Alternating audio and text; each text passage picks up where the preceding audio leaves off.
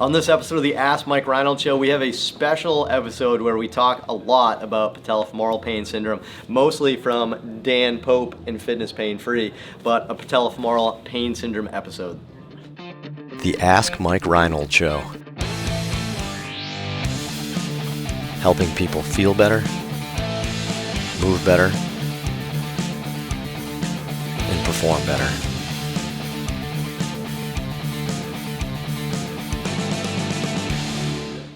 Welcome back, everybody, to the latest episode of the Ask Mike Reinold Show. We're up at Champion PT Performance up in Boston. Lenny Macrina, Dave Tilley, Dan Pope, Mike Scaduto. We're here answering your questions. Anything you guys want to talk about, just let us know. Go to MikeReinold.com, click on that podcast link, and there's a nice form you can fill out to ask us some questions. So anything you want to talk about, PT, fitness, sports performance, business stuff, anything you guys want to talk about, we're here. Bunch of students. We got some new students to introduce today. Yeah, we got a squad today, right? We have this. Sometimes we have this overlap when there's a bunch of students together.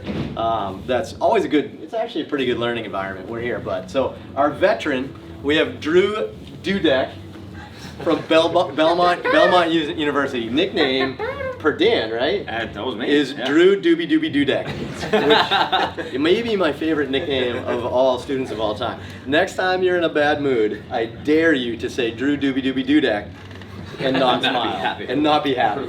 I've done that to cheer myself up several times in the last few weeks. So thank you, Drew from Belmont University. To his right, we have Kevin Coughlin. I think we're gonna go K-Cup.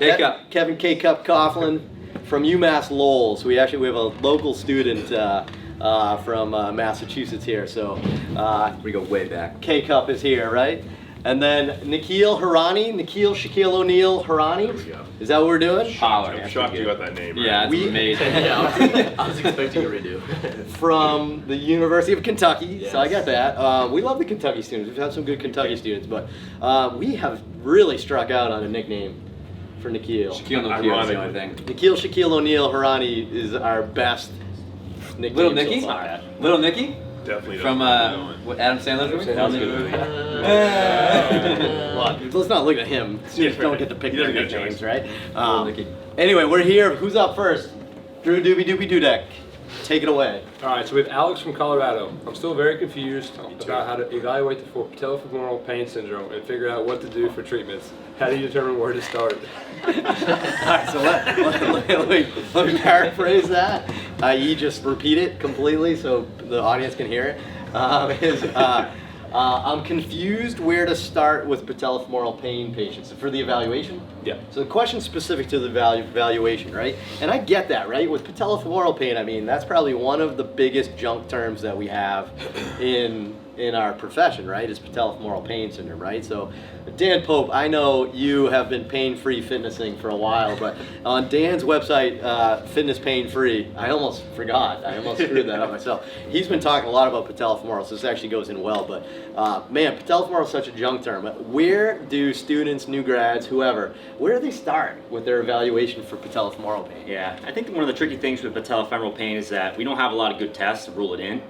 So a lot of times it's more of a subjective thing. And the subjective things that usually correlate with this are pain with deep knee flexion, a lot of times stairs, that tends to bug it. So anything that you're really loading the quad and bending the knee joint at the same time that produces this kind of dull, diffuse pain around the kneecap, behind the kneecap, would probably be bucketed into this patellofemoral pain syndrome. And correct me if I'm wrong, I feel like you've already classified some things out, like because you're a smart person, right? And you've already classified this intelligently as patellofemoral pain syndrome, meaning you've ruled out things like patellar tendonitis, which obviously is a different kind of pathology. But I don't know, I don't feel like people do that as much. So I know the first thing I thought of when they said that is like, do we start with classification versus that? And then exactly like, you know, it's the person that like a true patellofemoral issue is like what Dan said, that mechanism in there. I mean, what do you guys think just based on that? I mean, I know that was a broad phrase. I think that's how I think, just going back to Kevin's paper with Terry Malone, and Kentucky. and Bob, me and Gene, that classic paper in JOSPT in like And George Davies. I and believe, George, that's yeah. right, in 1993. Yeah, was that something like that. I think 93? it was in the 90s, early 90s. God, I was like 4. It classifies all the Wait, was paper was invented in I think 1993? it just come around. They took full advantage of this paper thing. It That's was just yeah. So, the so world. so great paper on the classification of patellofemoral pain syndrome. That's probably the first place to start, right? Yeah. And I think that's probably the best thing for a student too to do is just like, all right, well, like patellar tendonitis is a completely different ball game. That sort of thing. Like, there's a few other things there. And it sounds like true patellofemoral pain is like what Dan's kind of saying. It's more like that compressive nature type thing. All right, so based on that, going back then to maybe what Dan was saying. So what are the big things you look for, Dan? After you've classified, you've ruled out things like patellar tendon, like patellar tendonitis, or like an growth plate, or like an acute injury of like a patellofemoral ligament, like an instability. Those are all like acute injuries that I think you're not having trouble with. Yeah. I think this question is not for that. It's more of the broad ones there. So Dan, what is it again you look for the compressive based stuff? Yeah, so generally I'm looking at probably what caused the problem in the first place, which I think is generally going to be more of an overuse thing. If you look at patellofemoral pain syndrome, overall, people think it's more of an overuse, big spike in training, increase in something that you're not used to that's really stressing that joint for the most part. The other big ones to look for are obviously going to be quad strength. Quad strength is a big one. I think sometimes we start thinking about the foot, we start thinking about the hip and how sexy those joints are, when in reality, we don't really have good research to show the hip weakness is going to lend to a problem at the knee, but once someone does get knee pain, a lot of times hip gets weak. So How do you look at quad strength? Because besides muscle testing. So this is an interesting thing for me. I tend not to think so much of just the quad being weak necessarily, but I think about the demands of the athlete and what they have to be able to face, and maybe if that quad is not strong enough to handle everything. So even if you have someone who has a strong quad, I start thinking we can make it maybe a bit stronger, right? Or maybe it's their strategy they like to use. So for like an Olympic weightlifter, obviously the quad's gonna be super strong, right? It's hard to say like, all right, I'm gonna test like a handheld dynamometer and see what that quad strength is. I'm much more interested in how well they can squat and what's going on for that. There are a lot of people that do that, and there is a world. I'm trying to incorporate that in my life, the full quad index and isometric contraction into a handheld dynamometer. But I agree with you as well that I think functionally seeing them, and we know that if there's pain and or swelling in a joint, you're going to get relative inhibition. So there's probably a relative shutdown of that quad compared to where it was, and that's going to be a big component, is getting that pain and swelling out if there is swelling, especially the pain, and then getting that quad back. I think sometimes too, people will tell you if you ask about their training, you say like, what do you do? I squat a lot, I deadlift a lot with 2 legs, but like, do you ever do any single leg work or lunges? Like, yeah, I'm like way like more unstable or weaker on my left side when I do step ups. On my right side, I can knock out 100 no problem. They can feel a difference in there.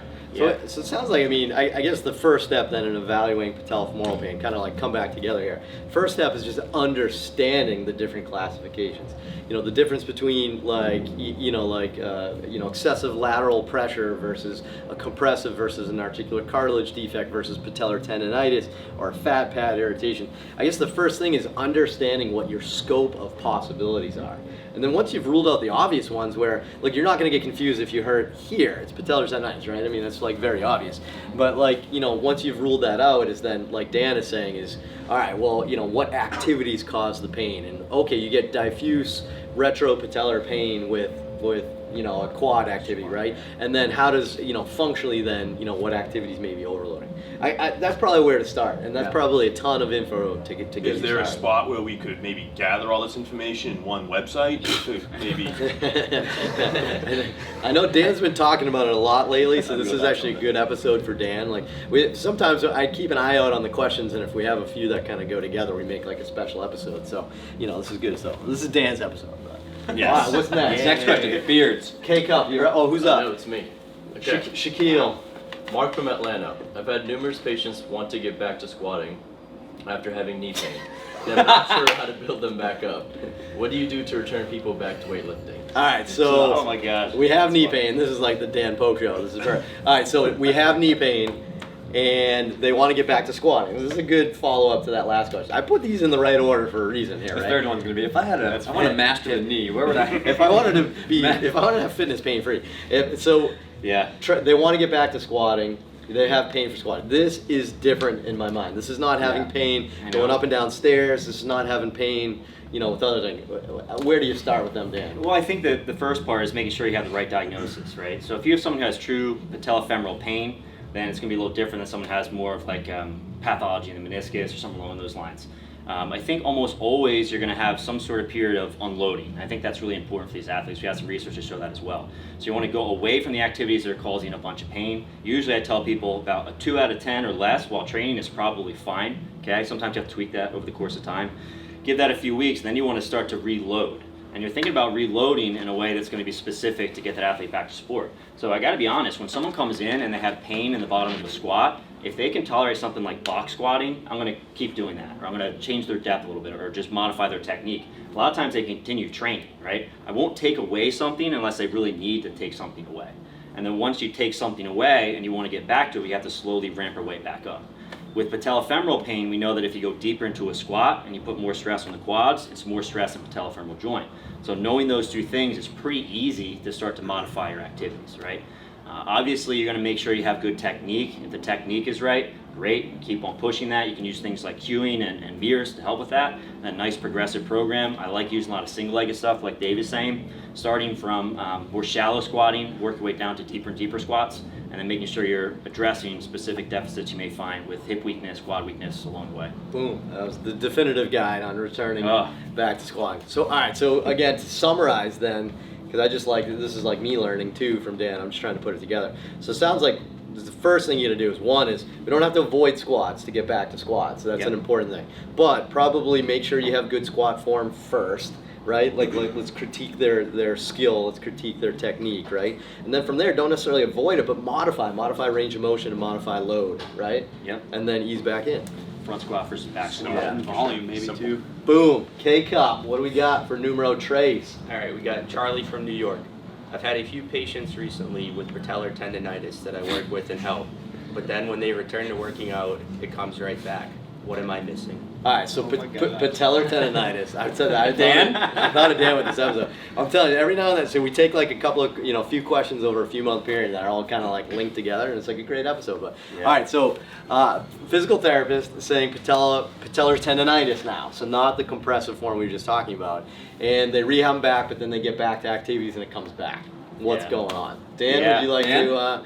Yeah. What are they missing? But two is why? Like, why would patellar tendonitis maybe come back so quickly? I don't know. Patellar tendonitis or patellar tendinopathy is probably what you're dealing with. So jumping athletes are more likely to have tendinopathy, and maybe only about 20% of those people actually end up having pain. But because you have that tendinopathy, you're more likely to have that. And if you're in a sport where you're constantly loading that patellar tendon, let's say it's like volleyball or basketball, you're more likely to have it, and it's probably going to reoccur over the course of time, right? And when you do rehabilitate tendons, you don't really change the tendinopathy per se. The tendinopathy still stays there. So after your pain levels have gone down and we've strengthened some of the structures around that area, your pain is a little bit better. If you go right back to too much training volume, if you go right back to poor technique, whatever it is, that can recur, obviously. I think the thing that a lot of times is missed in physical therapy practices, and obviously I don't know anything about your physical therapy practice you're talking about, but you want to make sure you have a really progressive program that kind of bridges that gap between doing like single-legged heel taps, on a decline squat board and actually jumping and performing your sport and doing all the change of direction work and everything else.